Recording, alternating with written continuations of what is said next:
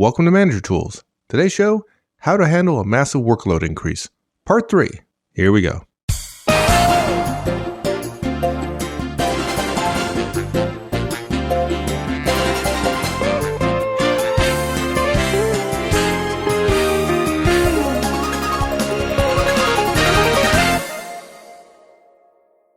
Wow, we've covered a lot so far. I knew this was going to be a long one, but it's a good one. This is good stuff. So, but for those of us who can't remember more, back more than a couple of weeks, where have we been so far on this topic? Around the world in 80 days. So look, I think we're on point 6. So we're halfway, probably more than halfway. And the first point we made was make the right choices. Look, you have to understand that when all of a sudden there's a bunch of new work, the organization assumes that work is going to get done. There may be parts of it you choose not to do because it's low value. Maybe your sister team got eliminated and now you have twice as much work and they were doing low priority stuff, just like you're doing low priority stuff. And folks, don't be offended that I say that, because every single one of us has sat at our desk at a given time and had something to do that was significantly important and would take 3 or 4 hours. And you knew you had to do it sometime this week. It's Tuesday. And you turned to, it's your A task for the week, and you turned to a bunch of C-level tasks and got them all done and said, I feel good, I got a lot done, when in fact you didn't do the A task. So those C tasks ought not to be done if you have 85 A tasks to do. And so making the right choices was about recognizing that this new work was going to force some work out of your organization at the bottom, and you had to make the choice that you were going to do it and you were going to figure out how to do it. And in doing so, you had to understand that you didn't get to say no. You had to accept it, and you had to allow the cascade of the prioritization of work to work through your organization. And you had to set the right standard in terms of being a leader and a manager, because leadership comes up as an issue, as an opportunity for us as managers when we're faced with this kind of crisis or this kind of incredible, massive workload increase / change.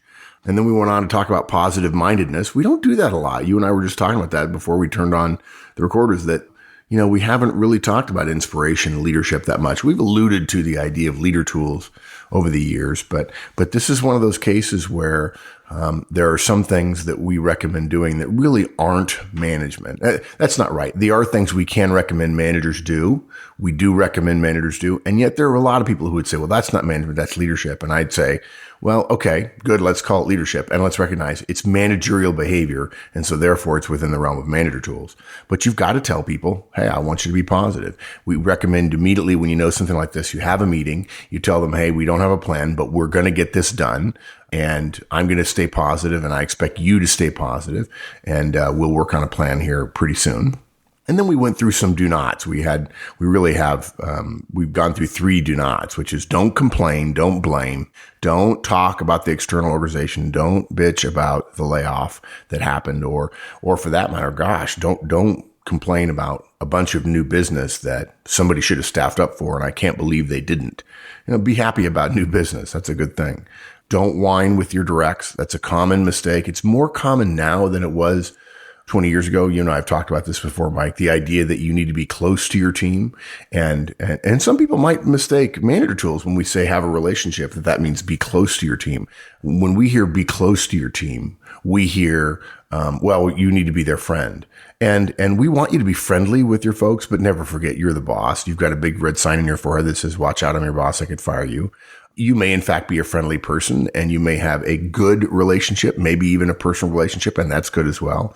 But you don't sit down and whine with your directs, because if you do that, you set an example that whining is okay, and they'll do more of it when you're not around, which takes time, and that time is not spent on solving the problem. When we don't tolerate whining at all, if you see whining happening and you're not there, we recommend you go up and you give some feedback, or you just talk to them if you don't know the feedback model and say, hey, let's cool that. You don't have to be rude. You don't have to be sharp. You don't have to be harsh. You just ask them to get back on track. Made much easier when you've already told them that you'll expect that from them the first time you tell them, hey, by the way, we have a massive workload increase. And I think that's it. I think that gets us up to number 6, right? Don't assume everything can't be done. Yeah. So let's get into the rest of the points we want to cover. And you just mentioned our point number 6 is do not assume everything cannot be done. And this is part of what I think are two further pieces to this whole mindset. And of course, we're in the danger zone here of talking about leadership versus management. We could agree that it's both leadership behavior and management behavior. Right. But great managers and leaders start off with an attitude that and a mindset that separates them from every other manager and leader out there. And one of those ways that they set themselves off is they don't start off with a limited mindset, right? They don't say, well, it can't all get done, right? And usually succeeded by a lame plan for doing something slightly more than was already being done. They start off with a mindset that it can be done. Right. Yeah. That there is a way. And that mindset makes a significant difference in the outcome. Yeah, and since this cast is the writing of this cast finally after years of intending to was fomented by a question in the forums. The thread has continued, and somebody said, "Mark, I'm having trouble with the whole it can all get done. Believe you can do it." And Horstman's ninth law, which is embrace reality. And luckily, someone else chimed in with me and said, look, if you want to be real, and by the way, we're not talking about reality because if you're predicting the future, it's not reality. But if you're going to predict that you can't do it, it will make you less effective doing it. And so we simply put off a detailed analysis of the future, and analyses of the future are inherently flawed. Rather, we say, I believe it can be done. I even include a thing in there that I have no proof, but I believe in God. So I don't expect to see God tomorrow, but I believe, and I believe I can get this job done. Increases my chances for being effective. Look, when we tell ourselves it can't be done, first of all, I think what we're doing is giving ourselves an excuse. I've done it myself before. I think what we do is we're reducing the amount of energy we have available for it. I think we're justifying the lack of work that it takes, the monumental amount of work. It's like, well, if it can't be done, then there's no sense in trying. I think there's a suffix to the statement, we can't do this. Look, if you say that, you're really not stretching yourself to be a total professional. The thing about times like this is that the people who have come out on top of such moments, we'll tell a story about Mike and some other stories here. They'll just tell you, I just figured I had to do it. We got creative, we pulled together, and we did it. And even sometimes they say, most people were saying it couldn't be done, but we just believed we would figure it out. We promise you folks, there is some way for all that work you've been given to be done. Now, I believe a big part of the problem with people assuming it can't be done is, and we'll talk about this more in assumptive goal setting, is that they are saying it can't be done based on what I know now and what we do now and how we do things now. Yeah, I think that's a huge piece of it, right? Instead of sitting back and thinking about what the outcome is, right? I have to produce this report. They rather think of their work as the process by which they've currently been doing it, right? So I do this, and John does this, then Bill does this, and then I do this, right? Versus thinking about stepping back and say, okay, I got to produce the report under the existing circumstances. What's the best way for me to get the work? Yeah, exactly. I have a small example. It's kind of lame, folks. Everybody can laugh. You can tease me when we meet in person, which, by the way, is one of the funnest parts of our job. We get to meet people who listen to us, and they always say to us, I feel like I know you. And well, I'm sorry, I don't know your name yet. You just said, hi, Mark.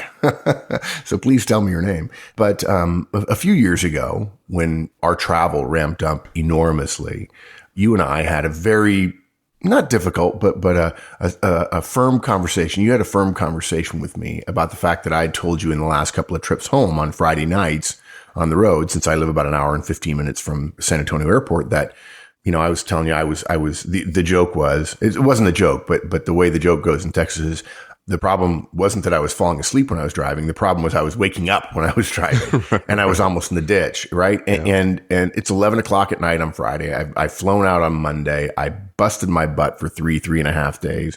I'm coming home and I'm wiped out. And, the gas was $10 or $15 to get down to the airport or back. No big deal. And we're trying to build a company. And, but I'm literally, guys, don't take this the wrong way. I'm not asking for your sympathy or anything, but it was dumb. Literally was dumb. Now, all my life, I'd driven back and forth to San Antonio Airport up until, 8-9 years ago. And Mike said to me, are you nuts? What, I said, look, I've got to drive.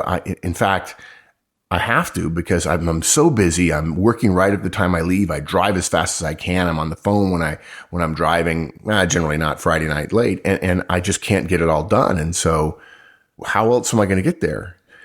And I simply was doing what had always been done. And when clients asked me to stay longer, we could make more money. I would come home later. I mean, it would be midnight or 1 or 2 in the morning, and I'd be tired. And you said, "You're nuts. Let's get you a car service. We'll get you a car service." Now, in my head, that didn't make sense to me. It did not make sense. I couldn't figure out how to get all the work done that we were being asked to do and keep driving myself back and forth to the airport. I literally had made driving back and forth to the airport a part of the solution because it was what I did. It was how many people sit around and going, what are the various ways I could get to the airport, right? You just don't think that. I mean, most people don't. They just say, well, you drive yourself to the airport. Maybe your spouse would drive you. Okay. So what happened? You said, we got to get a car. Okay, we'll try it. Well, guess what? I didn't have to worry about whether or not I had gas in my vehicle the night before. Basically, if I didn't have to drive to the airport, my vehicle didn't have to leave my little town that I lived in. Suddenly, I didn't have to run errands as much the day before to get the car ready. Further, we didn't have to pay parking. Further, I could work for an hour and a half in the car rather than drive. And so now I got an hour and a half back that I was rushing to get done before I got in the car. I wish you hadn't shared that because everybody now knows what my secret plan was. It wasn't about keeping you alive. It was getting more work out of you. Yeah, hour and a half, 6 more hours of work every week as I go back and forth to the airport. Or no, I guess 3 hours. But look, it totally changed things. And suddenly I had more time. And I think I've told people before, there are 3 things I hate to do. I hate to eat, I hate to sleep, I hate to drive. And so driving, I hated it. And I'm a bad driver, even when I'm wide awake. I'm just not, I don't have lots of accidents or anything. I just know I'm not an effective driver compared to other people who really care about driving and know what they're doing. So I literally created the problem. It was, I remember telling you, I can't do it. What else are we going to do? And you came up with a completely different solution. And I went, oh. And since then, how many times have I driven? Maybe once or twice because I needed to run errands on the way down. And I never drive if, in fact, I'm going to have to come back, after 8 or 9 o'clock at night.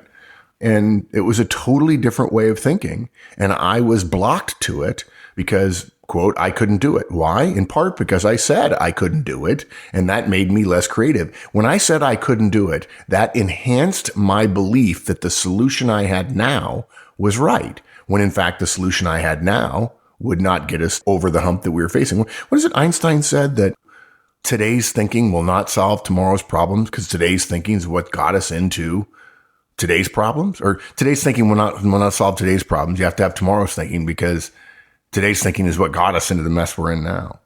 So look, there is some way for it to be done. Look, here's a good example. Maybe quality will go down. That's a big thing we hear from managers who call us and say, or email us and say, I don't feel like I can do this stuff because my quality is going to drop.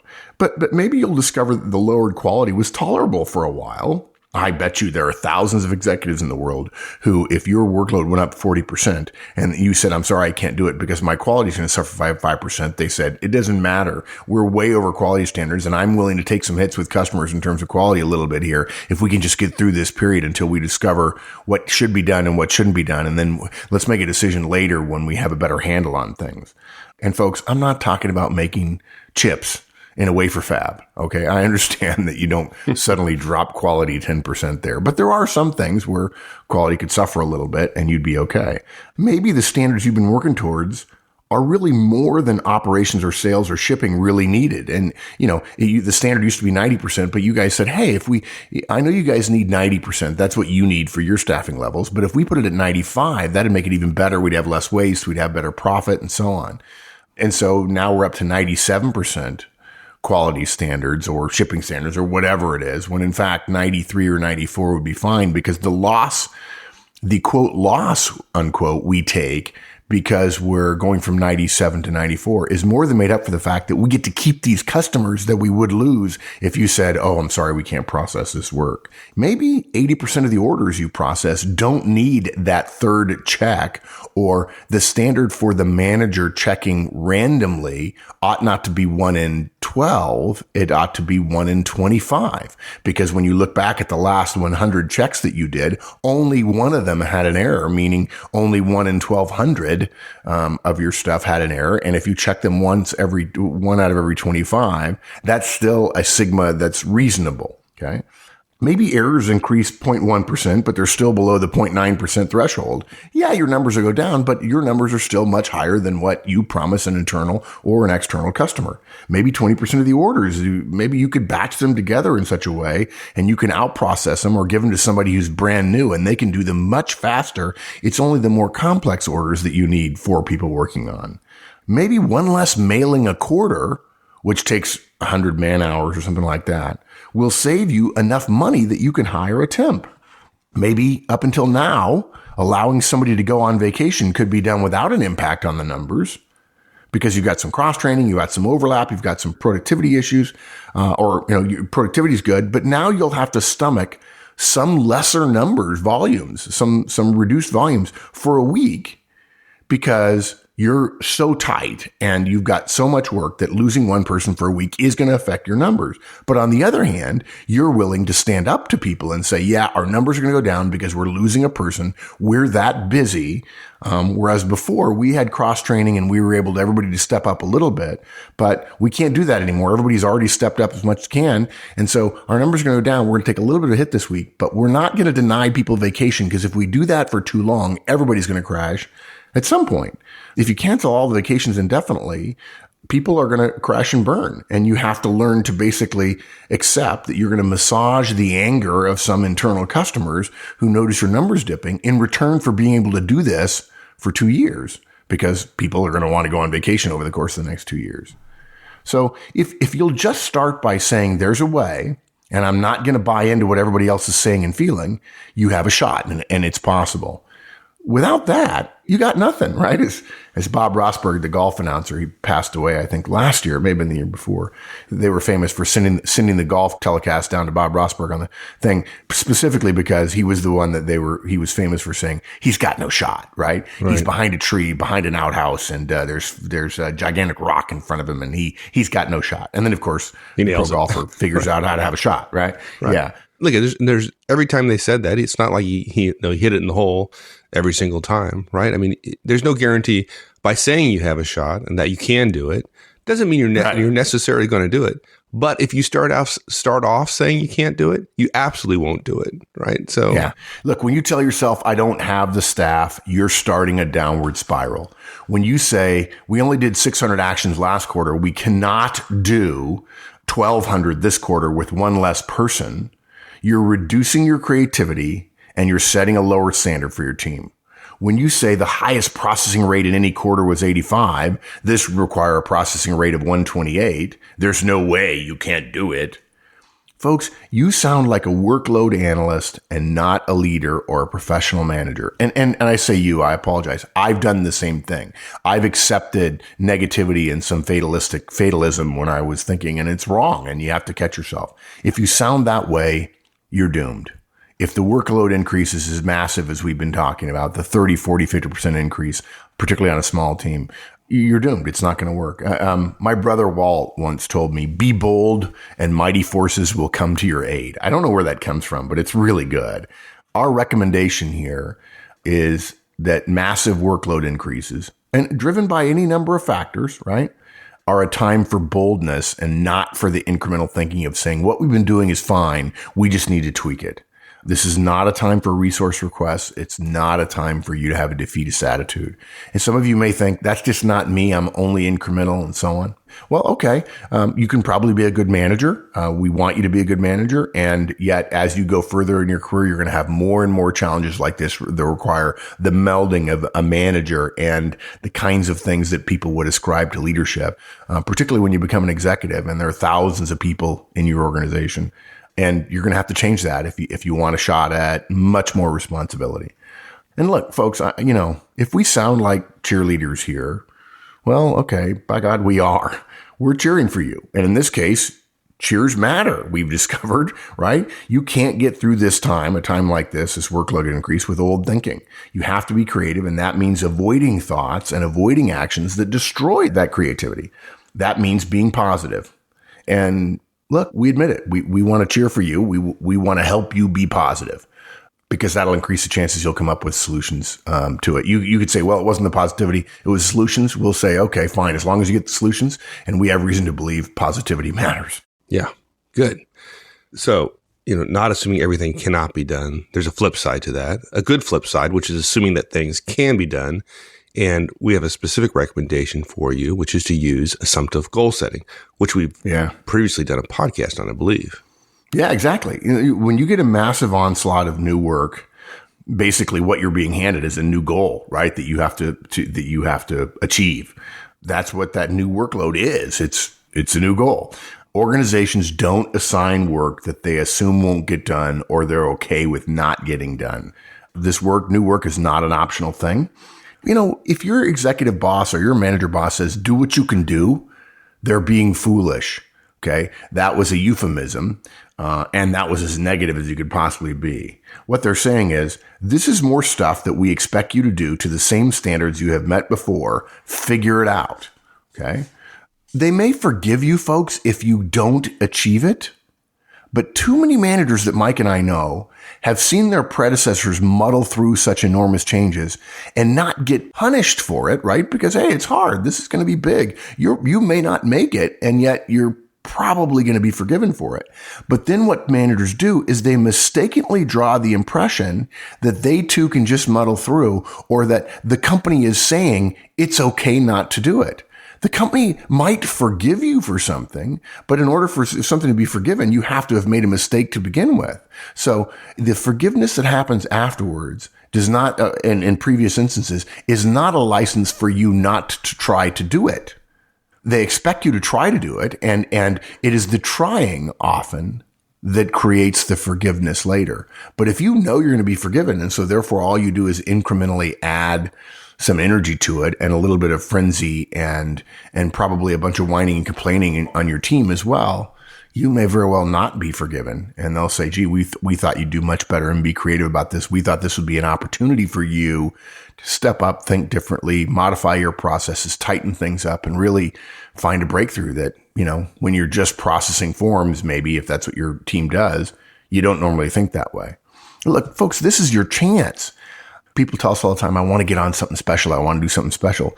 I mean, I don't know if you can see it, but if you've been looking for the right opportunity to excel, if you've been looking to get assigned to the right project, or have a plum project assigned to you, or you want to get noticed and put on some special committee with some executive visibility, right? Okay, those things are nice.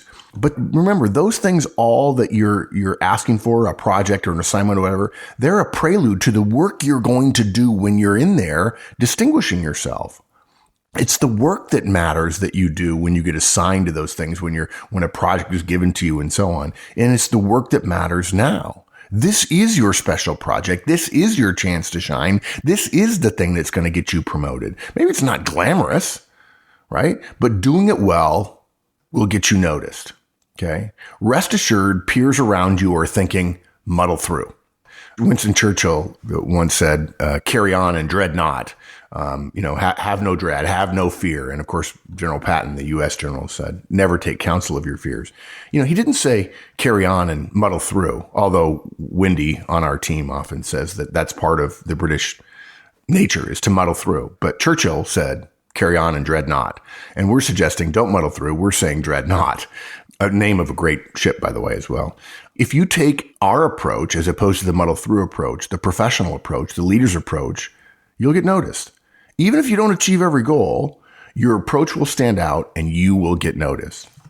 I mentioned that we were going to share a couple of stories. Mike, I want you to share your story, or if you want, I'll try to do it, but I probably won't do it very well. There's a story, historical story of a number of years ago, a GE incandescent light bulb factory years ago, General Electric. The way they socialized new young engineers was that they gave each one of them, when they started over a period of years, the same project, and they knew it was an impossible assignment, right? For years, it was the same thing. Basically, light bulbs were clear, and so you could easily see the filament glowing inside.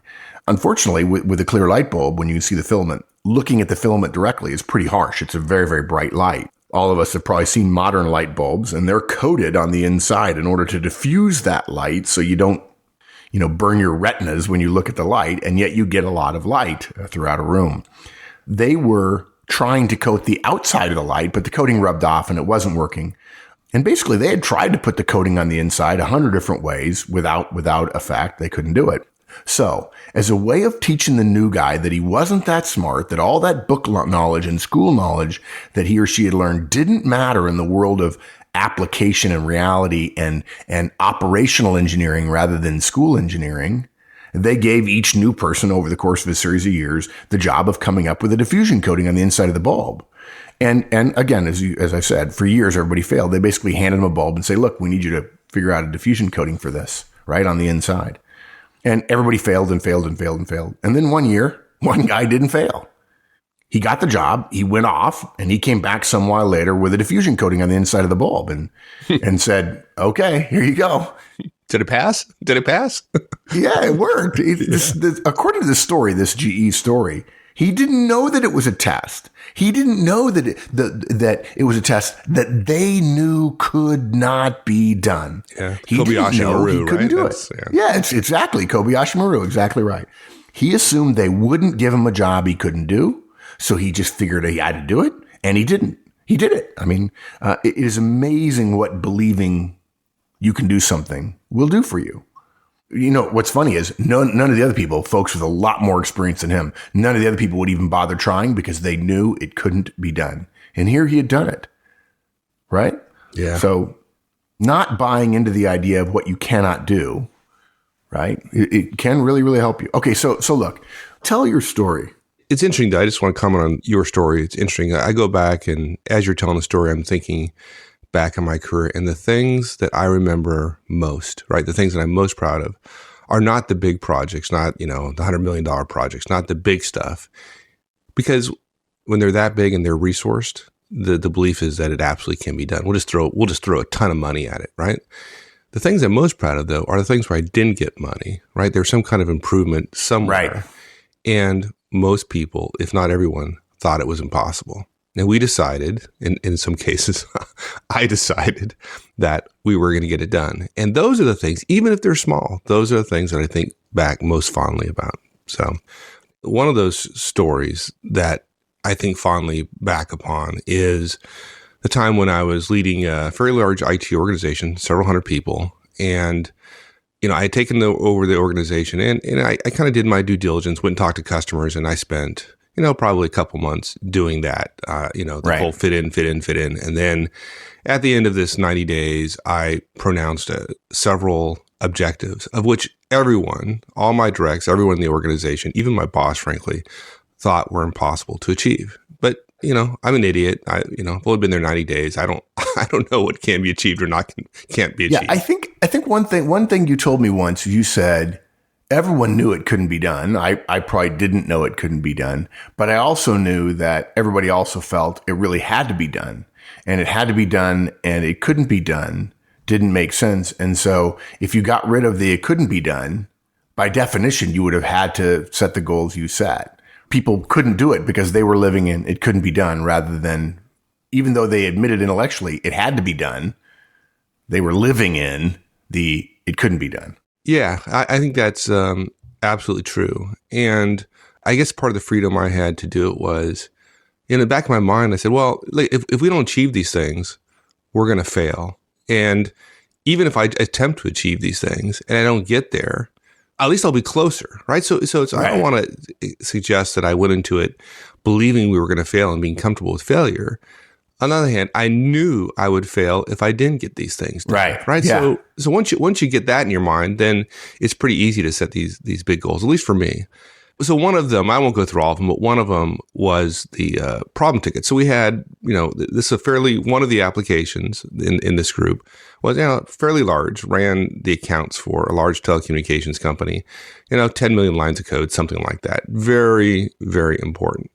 And it had like 654, 657, something like that, open trouble tickets, things that were wrong with the application that users had reported. And I went back and did some research. And for the last 5 years, that was the average. It would go down to 630, go up to 670, but an average of 650 for 5 years. So this was just kind of one of these pernicious problems that everybody just told themselves couldn't go away. And so my goal to the organization, I got a lot of pushback, was we were going to get down to zero. Within a year, we would have zero.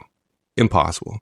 Now, maybe it was impossible because we failed terribly. We didn't hit our goal. We only got down to 7. From 650 down to 7 trouble tickets. Yeah, exactly. Yeah. So needless to say, we failed, but we still felt pretty good about it. Right. Right. And to be honest with you folks, just to be clear, I didn't do anything. I had no hand in fixing it at all. All I did as a leader is say, we're going to do it. And Mark Madigan and Mike Morrisroe and Kathy Stoltz. All these people they went and did it. I just set the goal. So it's not like I'm all that great. I just, was stupid enough or brave enough to set a goal. Thanks, everyone. I know this has been a long one, but I hope you're enjoying it. We'll finish this one up next week. In the meantime, have a great one. So long.